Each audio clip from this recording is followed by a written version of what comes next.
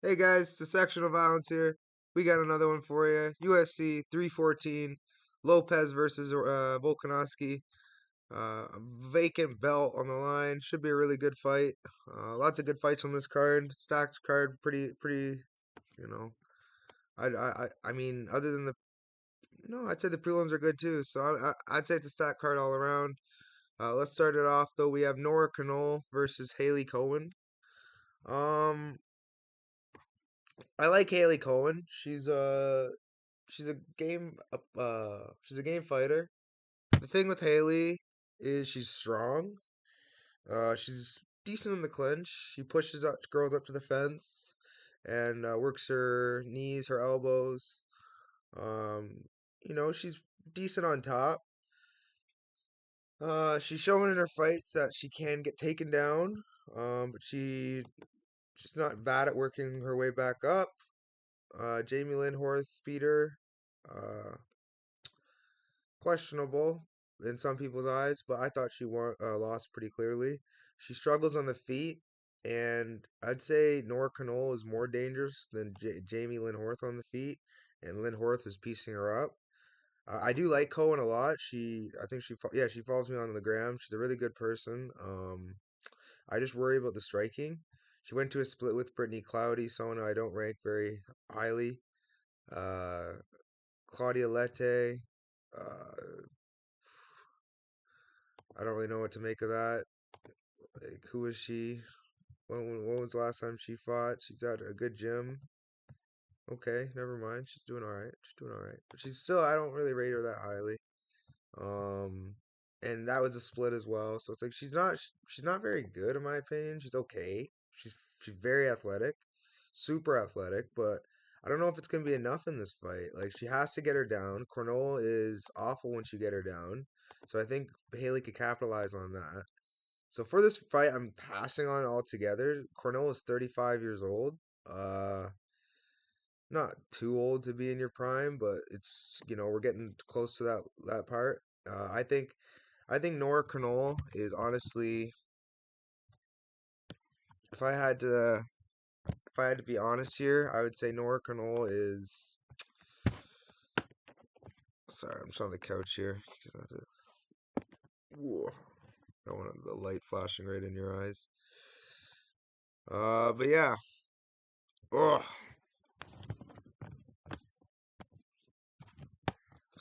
so you guys asked. Last week I was busy. This week I'm not really had a great setup. I probably should have set this up before I started the video, but we'll fix it now. Yeah, that should be good. Honestly, I like not Nora Cornell. I like Haley Cohen. So for dog value, I can't remember the lines for this fight, but I think Haley Cowan's a dog. I didn't even look at the lines for this fight. I have this as a pass fight as a from a betting perspective. But yeah, I'm gonna go Nora Cornell, but pass. Big pass on this fight. I'm not touching this fight with a 10-foot pole. Moving on, we have Trayshawn Gore taking on Marco Tulio. I expect violence in this one. Tulio's a very, I'd say, well-rounded fighter. Um, he's got a good chin. He can be hittable sometimes and reckless, which worries me against a heavy hitter like Gore. But we've seen him take on big hitters before, and he smoked them. I'd say Belagui, he resorted to grappling because he's a kickboxer, so path of least resistance. But Trayshawn Gore is going to be decent with his takedown defense, training at the lab. I don't know. I think Trayshawn Gore is definitely live to get an early finish as well. That's why I would probably lean the under here. Mr. Vicious, I can never back a nickname like that. Someone who's also lost to Cody Brundage in meme fashion in the first round. I know Cody Brundage is very dangerous in the first round, but still, Brian Battle beat him. Um, Frems, he got a bounce back win. Like, the guy's all right. Don't get me wrong. It's just I don't really know what to make of him, to be honest. I think Trayshawn Gore is just he's gonna be an underachiever in his career, even though he has all the athletic gifts to win in his He has some very funky guillotines. I just think Tulio is going to be too good and too experienced and uh too well rounded. I think he's going to be crisp enough on the feet to not get caught by Gore. He could get caught, but I doubt it. I'm going to go Tulio by first or second round KO. I don't think this fight's going to touch the floor. I don't think Tulio, if it does, I think it's going to be Tulio shooting. I don't think Gore's going to offensively wrestle. So, yeah, I'm going to go Tulio here. Definitely a tricky fight, though, to call. Um, Tulio's not someone you want to sleep on. Or, sorry, Gore's not someone you want to sleep on. But Tulio is, yeah, he should win this one. I'm going to go Tulio here, but I'd probably say the safer option is just play the under. But I don't know, man. This is a weird fight. I think Tulio is definitely the side who I don't even want to say they're pushing, but I think that he's the side who is expected to win, and I think he does win, but I wouldn't be surprised if he does get tagged in the first because he does get a little defensively irresponsible at times, and I think he could pay for it in this fight, but I don't think Trayshawn Gore is going to be the one to find the chin. I'm going to go Marco Tulio round one, round two TKO here. But yeah, moving on. We have Sumudaerji versus Mitch Raposo. Honestly, I gotta go Sumudaerji here. Mitch Raposo could KO him 100%. But same thing with Gore. It's like we're banking on a guy to KO him. I just think Sumudaerji's a cleaner striker. Um, I can't trust Mitch to offensively wrestle. I think Sumudaerji's faced better offensive wrestlers. He's coming off three back-to-back losses. Hasn't won a fight since 2021. He needs a win. And I think Mitch Raposo, if he loses this fight, he deserves to get cut from the UFC. So I'm gonna go Sumudaerji here. I hadn't realized that he hasn't won a fight since 2021. That's pretty bad. For I'd say the Charles Johnson fight he looked pretty good. He hasn't fought bums, He went from fighting pretty low level guys to and beating them to fighting the only one that really was a bad look was Matt Schnall. The other two weren't a bad look. So I gotta go with Sumudaerji here. Mitch Raposo does all the right things like feints. He's got power. He can grapple someone. He's decently well rounded. He's someone you'd want to bet on. And everyone sees a split with Andre Lima. They're like, oh damn, this guy must be good. Yeah, that was not a split. He lost that fight clearly. Um, but yeah, like his KOs are against like guys who aren't that good. Like to the house Tyler Smith. Um, 5 and 6. Like typical New England guys who fight absolute cans and then get to the UFC and get smoked. I think the guy has skill. I just don't think he's good enough to hang with Sumudaerji. I think Sumudaerji beats him pretty easily here.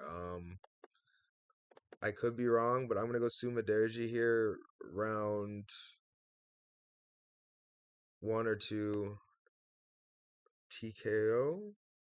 If he doesn't, he's gonna probably win a decision. But I think he's gonna get him out of there. Everyone's saying Sumudaerji sub. That could happen. He does throw up some submissions sometimes. And maybe Mitch shoots out of desperation. I don't know. I'm staying away from props for this fight just because there's a lot of things that could happen. But I lean Sumudaerji by TKO rounds one, round two. I could be talked off of that prop, but as far as pick goes, I ain't getting talked off of this. I think Sumudaerji is gonna smoke him. To be honest, I don't think this is gonna be a very close fight. Um, yeah. Moving on, we have Cedriques Dumas versus Michelle Lord Michael Oleksiejczuk. Lord Michael's gonna smoke him. There's a theme on this card. I'm gonna probably put a parlay together of all the guys who I think are gonna smoke him. Um, this is another one. I think Lord Michael's gonna smoke Dumas. He's faced way better grapplers, better strikers. He's just much more experienced and battle tested, and he has better wins on his record. He has historically only lost to one black guy, I think, in his career, other than Oven St. Preux. I don't, yeah, like that was an early loss in his career. Um, and again, it's by submission. It's his weakness is by submission. So could Cedriques Dumas take him down? Yes, I think he could submit him 100%. But I think Lord Michael is gonna KO him. Honestly, I'm not gonna. I don't know if I'm gonna play the money line just because Dumas has a path to victory to wrestle, and Dumas, although he's training at the Fighting Nerds now, I can't trust him fully to keep that game plan to defensively wrestle. I don't know if he hasn't showed the ability to be able to. Like there's been so many times where people just got him down with ease and finished him. But look at the guys he's losing to: Kevin Holland, Michelle Pereira, Kyle Brahio. Like he's losing to good grapplers. Kevin Holland is an exception. That was a bad look, but he got caught. Marcin Tybura also got caught. Things happen. Um, I think Michelle Oleksiejczuk is. I think he's gonna KO him in the first or second round. I think Boot Gang Cedricus Dumas is absolutely horrendous. I think he has some skill. Don't get me wrong. He can wrestle and he can be dangerous on the feet. But I just don't think he's going to be a threat on the feet to Lord Michael. I think Lord Michael's going to be too busy on the feet with his hands. I think he's going to find the chin and the body often. I can see a TKO via body shot. I think Cedricus Dumas he's been finished by before in the first. The Ruzi Boev one was a bit bullshit, so I'm not going to count that too much on his fault. I poked right before. Josh Frem, though, that was a really bad look. He's looked a little more improved with his wins over Cody Brundage, Abu, and Tululan, but he's also shown that he's human against Tululan and Abu. So I'm going to go Michelle Oleksiejczuk here. Definitely a fight I'm not betting the money line on, but the KO, I'm all over that. I love Oleksiejczuk by KO. I think that's probably the move. If this goes to a decision, I could see Lord Michael winning a decision as well. So don't get me wrong, it's not the only way I think he wins.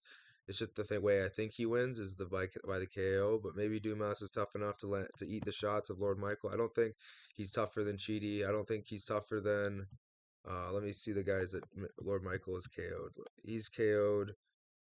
I don't think he's tougher than. Okay, a lot of people are tougher than Cody Brundage. Yeah, ground and pound. I want to say Sam Alvey, but Sam Alvey's also was at the twilight of his career. I guess you could throw Sam Alvey in there. He's pretty tough. He's facing Tyrone Spong uh, for his next fight. Go figure. Yeah, I think Cedric Dumas, or sorry, Lord Michael's gonna finish him. I think he got beat by a hood man before. I think he owes it to the hood to come back and lay a beating on the Reaper, as he calls himself. So I'm gonna go Oleksiejczuk versus the fake Robert Whittaker, fake Boot Gang. I can't trust this guy at all. Um, I'm gonna go with Lord Michael here. Moving on. Just wanted to see how long I've been talking about this fight. Jeez. Moving on, we have Darren Elkins taking on Julian Juicy J Erosa. I got Juicy J here. This isn't even gonna be close in my opinion. I got to train with Juicy J in Vegas. He's a really good dude. The thing with Juicy J is he's shown in his career that he can push out a pace that other people can't keep, but he's fighting someone who can keep that pace. Um, he's got a few TKOs. Yeah, he's got some finishes over guys like Sean Woodson, Nate Landwehr, Charles Jourdain, Christian Rodriguez. He has some good wins. Hakeem Dawodu, he has a win over.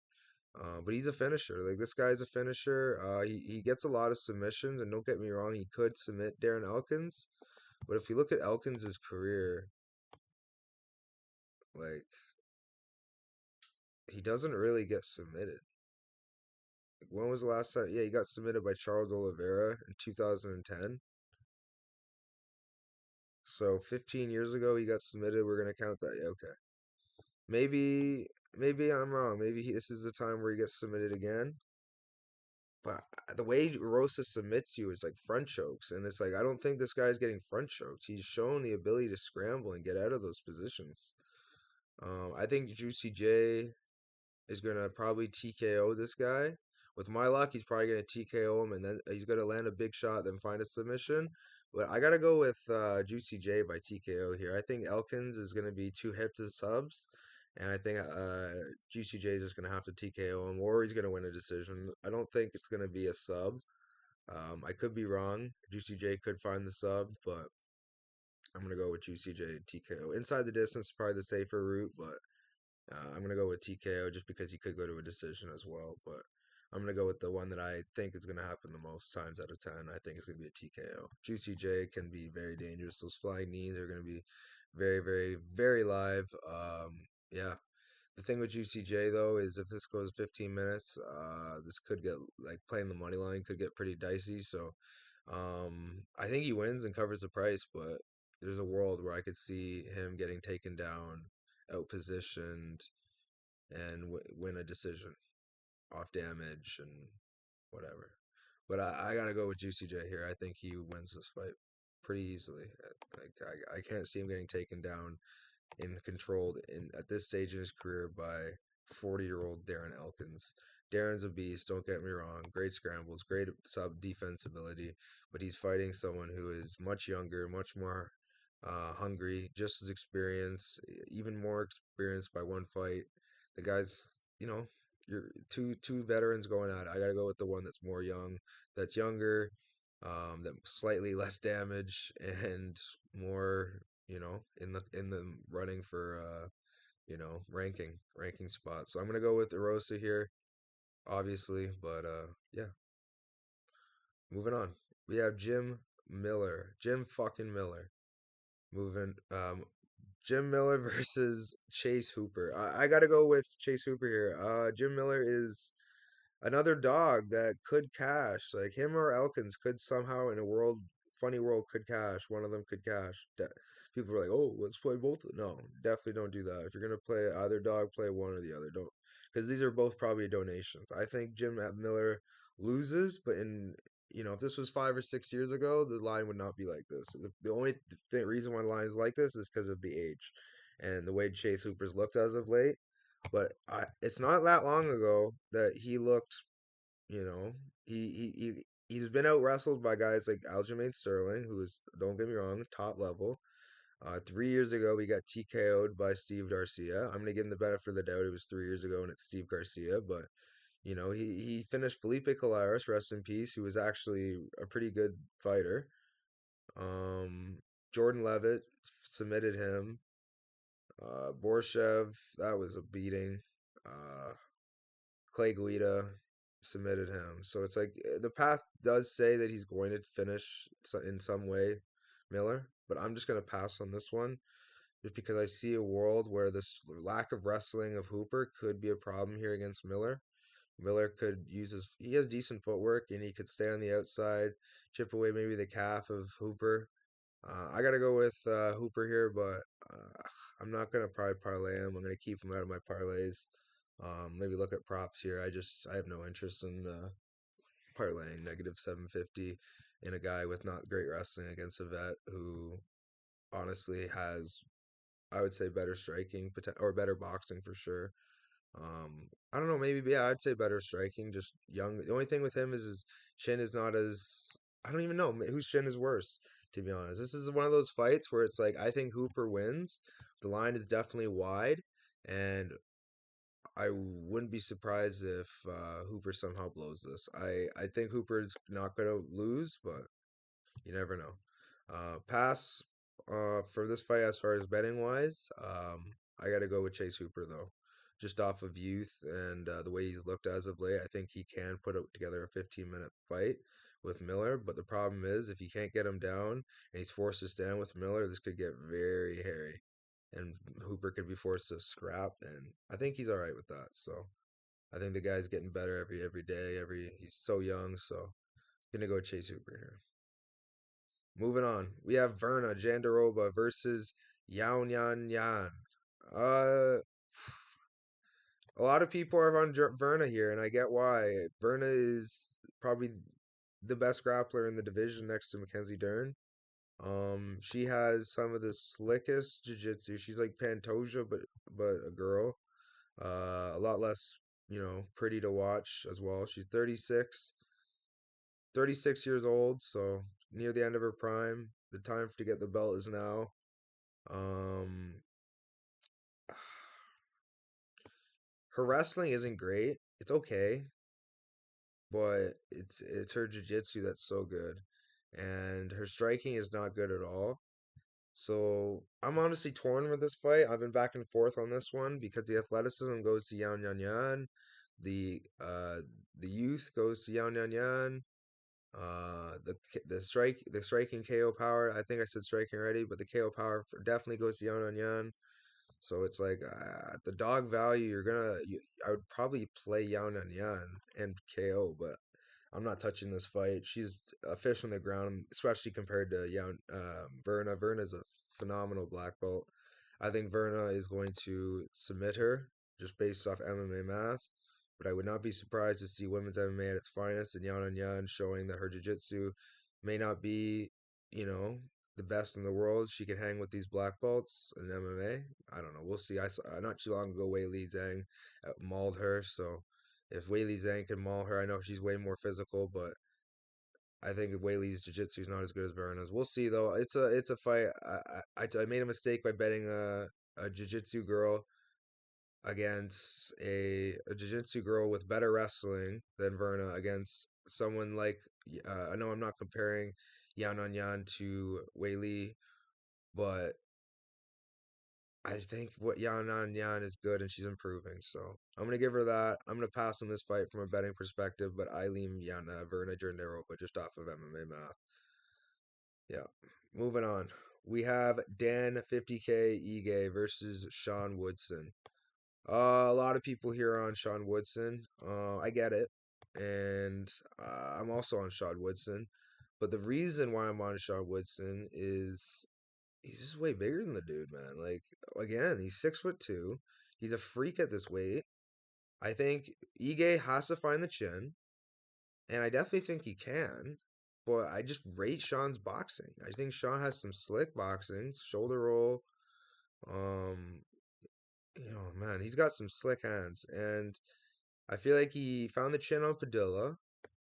Um, he was piecing up Bazooka. Jourdain fight was questionable. Yeah, I agree. Caceres, he won pretty easily, I'd say. It was, close at times, but I don't know. I don't think he's definitely not KOing Ige. No one's KOing Ige. Uses the law.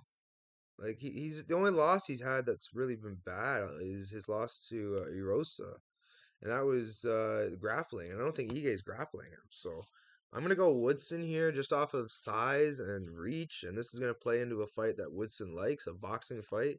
Obviously, the KO is live for Ige, so don't get me wrong. I am very hesitant to bet the side, but especially at chalk. But I do think Woodson is definitely winning the fight.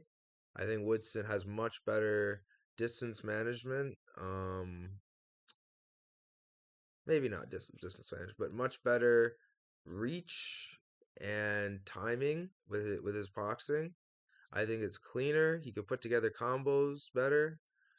Um, Especially off the reach of it, the size difference. I just think he's gonna be able to tee off on Ige. Like, look at the guys that Ige has lost to, and look at the guys he's beat. He's 18-9, so he's almost a journeyman. He's beat Andre Fili, chinny, Nate Landwehr, hittable, needs to out grapple you, and Woodson's not coming out there to grapple. Diego Lopes was piecing him up in the early exchanges. And he's much less technical than Woodson.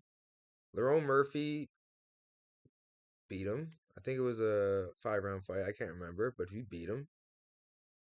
I think he beat him soundly too. And he looked very human against what's his name, Josh Emmett. I think this power of Ige is definitely something to be fury of, but his process isn't great. I think Woodson's process is much better.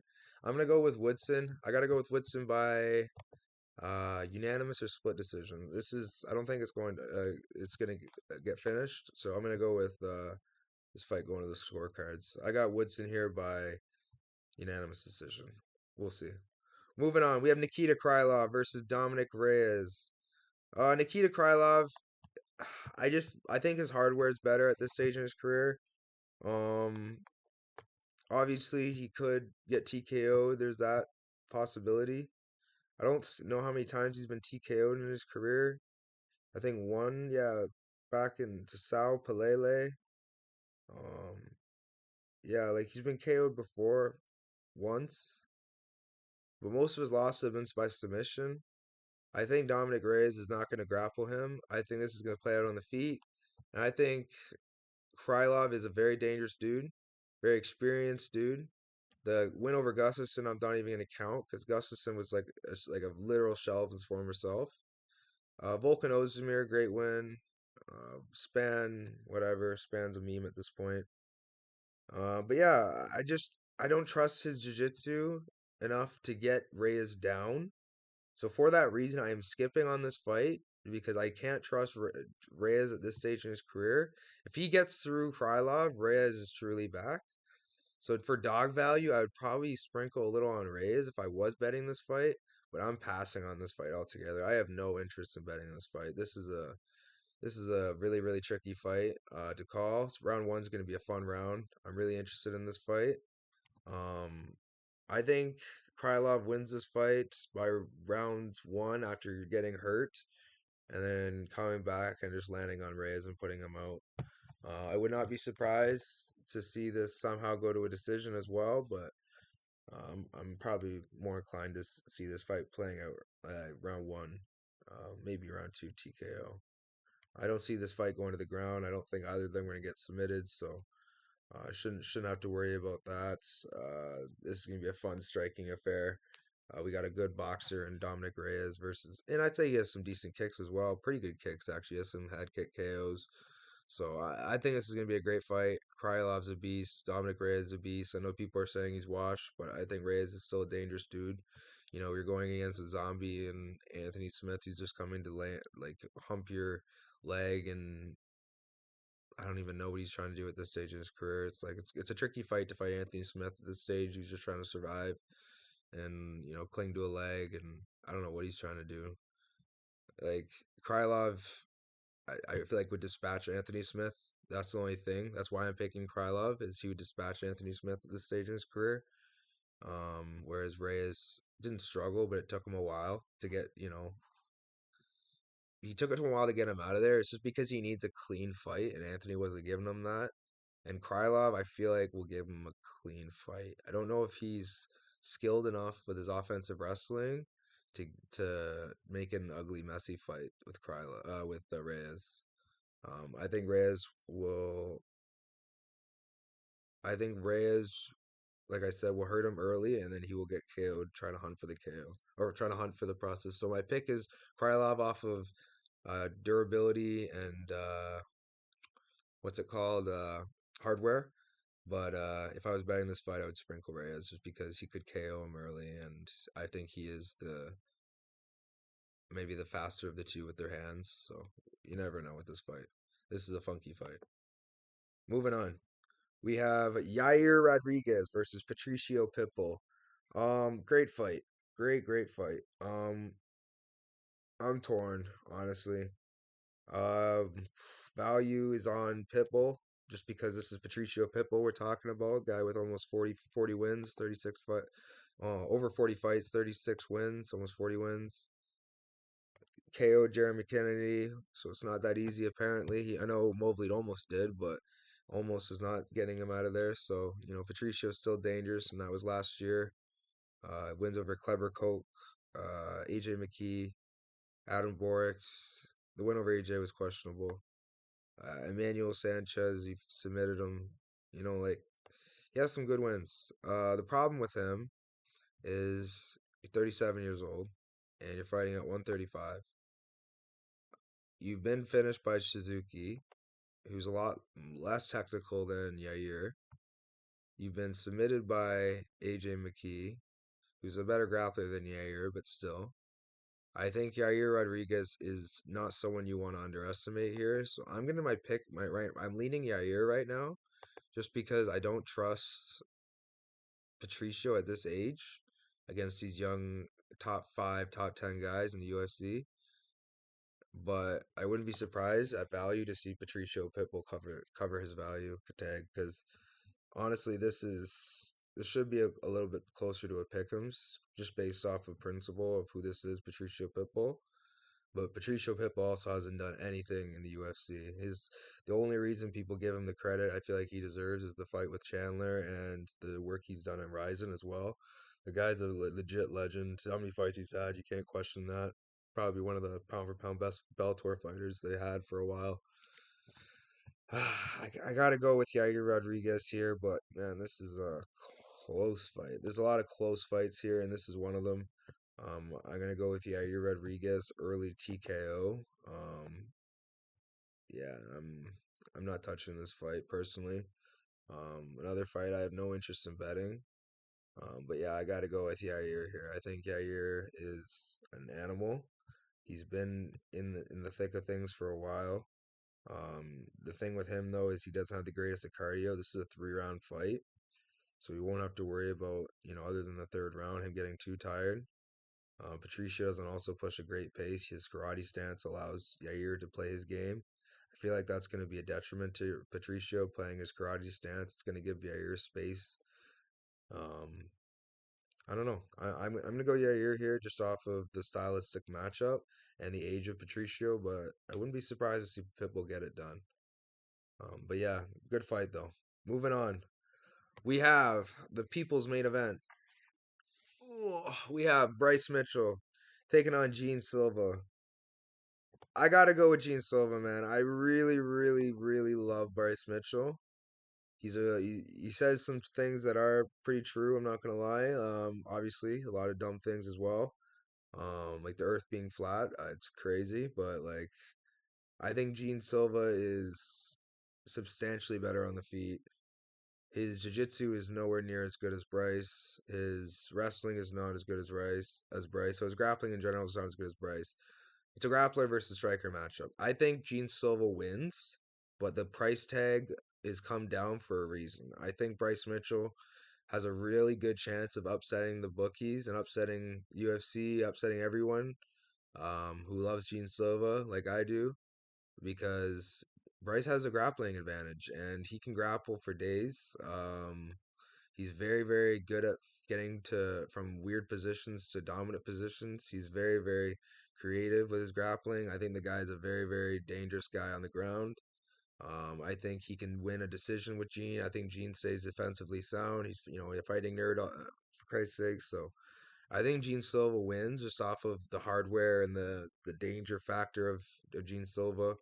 But if he gets taken down, his first instinct to guillotine is not a great instinct, and the fighting nerds aren't known for their wrestling. Kyle's pretty much the only one that I've seen with really good wrestling defense and or wrestling at all. And they have some good guys. Don't get me wrong, but I don't think Gene Silva is one of those. Like same with Prates. I don't think he's also a great grappler, I would say. So I'm gonna go with Gene Silva here, but I do caution betting this fight just because we're banking on Gene Silva to get a KO at this price. And although that's what I think happens, I'm not gonna trust him to do that because Brito was also supposed to KO Sabatini last week, and look how that played out.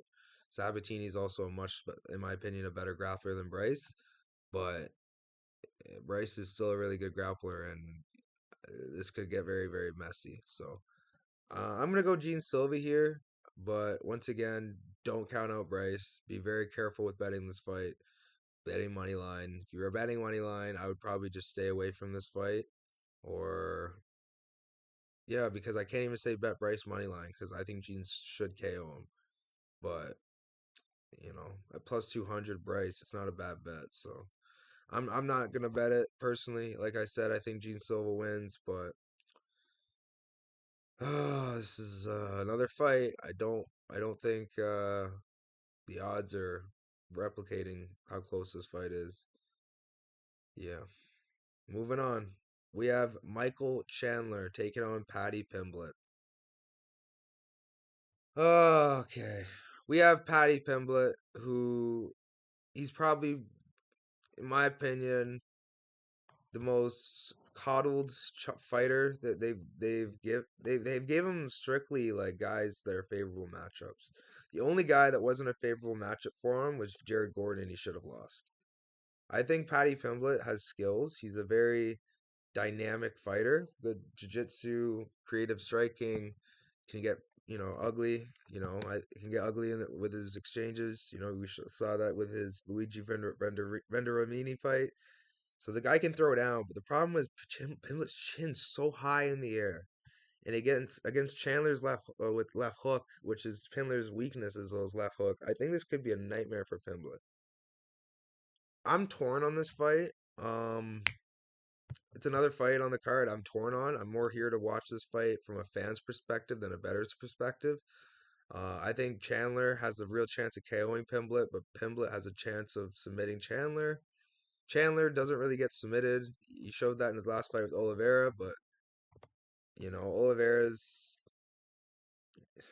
I feel like he played it a lot more safe in that fight, control more than hunting for submissions, and I don't know. I think Poirier found a submission. How many people have submitted Chandler? Probably not many. Yeah, only one person. That's Poirier. But I don't know. And like good grapplers have tried, so it's not like other grapplers. Like, that's why I'm not touching this fight. How old is Chandler at this stage in his career? 38 years old. He's 38 years old. He's not a young guy anymore. Although Chandler is, a physical freak, he's got the hardware advantage. I think Patty's gonna find a way to get it done. This may age poorly, and I know I might sound stupid, but I'm leaning Patty right now. I could switch back to Chandler by fight day, so do not quote me on this prediction. I'm very, very torn. But as of right now, I think Patty knows how dangerous Chandler is. I think he can find a finish. He's definitely in his prime still. Um, this is a fight I have no interest in betting on, and I could look really stupid with my pick here either way. So I'm gonna go with Patty here just because it's who the UFC wants to win, and I think it'd be really funny if Chandler came and upset the UFC in the party. I don't know if it would upset the UFC. I don't know how much they like Patty, but I think Patty is someone they're trying to push. I guess I don't know. Chandler is definitely not someone they're trying to push at 38 years old. So I'm gonna go with Patty Pimblett here. Definitely a fight again that I have no interest in betting on. So I would advise you guys do the same and stay away from this fight. Moving on, we have Alexander the Great Volkanovski taking on Diego Lopes. I'm torn here. I gotta go with Volk here off of principle, but man, I do think Lopes has a very good chance round one, round two. I think Lopes round one, round two is very live. I think he is so dangerous early. It isn't even funny, but man, does he get tired. He he can concede positions when he's tired and he's fatigued, and he's been TKO'd from full guard before. I think Volkanovski can like come back from adversity early and melt Diego Lopes as the fight goes on, honestly. So I'm gonna go with Volkanovski here. We're banking like if you're betting on Lopes, you're banking on an early finish, in my opinion, which is fine. The fight starts off in the first round, anyways. It's probably better off trusting him off of the two performances Volkanovski showed. But Volkanovski was fighting guys that like set up shots and find shots a lot better than Diego Lopes. Lopes like throws shovel uppercuts, big winging hooks. Like I think Tapuria set him up. I think Islam set him up. I don't think Lopes is gonna set him up. I think he's gonna look to time him and look to and he's not a big heavy he times punches, and I don't think Volk's a heavy, like he does throw some lazy punches sometimes, but I think he's mostly just kicking, especially early. I think he's getting his reads, finding his timing. I think that early like little bit will give Volk time to gas Lopes out without even really doing anything. Lopes will gonna have to keep adjusting to Volk, keep moving to Volk, and I think that's gonna tire Lopes out, and I think he's going to get less and less dangerous as the fight goes on. And I think eventually, I think Volk's going to start pouring on the pressure. The only reason I'm not betting Volk is his chin is still a mystery at this point, and he could die early, he could die even late. So I'm going to trust Volk here as because probably Volk would smoke Diego Lopes.